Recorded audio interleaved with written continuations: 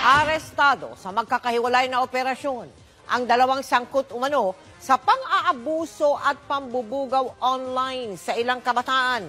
Ang isa sa mga suspect, mismong anak niya ang biniktima. Nakatutok si Marisol Abduraman. Sa Leyte, inaaresto ng Women and Children Protection Center ng PNPC alias Avon, suspect sa online sexual abuse and exploitation sa mga bata. Dati raw nakatira sa Bulacan ang 27 taong gulang na suspect na nahuli sa isang entrapment operation kagabi. Nailigtas naman ang 2 menor de edad. Sa isang entrapment operation din nahuli ang isa pang suspect sa San Jose del Monte, Bulacan. 4 na mga menor de edad na mga anak mismo ng suspect ang nasagip. Sa Tipas-Taguig naman, 5 menor de edad na biktima ang nailigtas kahapon.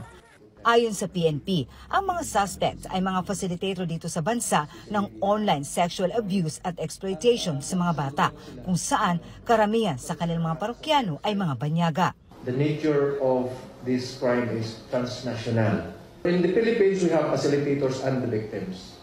Usually, that is why in our operation, we have more arrest, more rescue than arrest because our perpetrators are in abroad. Wanted daw ang mga ito sa US, Europe at Australia.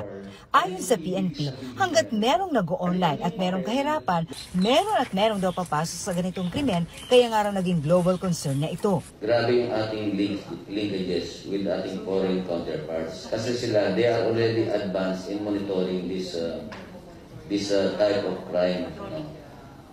Especially when it involves their citizenry. Sinusubukan pa ng GMA News na kunin ang pahayag ng mga suspect na nakaliting na ngayon. Sinampahan na ng kaukulang kaso ang mga naarestong suspect. Nasa kustudiya naman na ng DSWD ang mga niligtas sa mga biktimang menor de edad. Marisol Abduraman, nakatuto, 24 oras.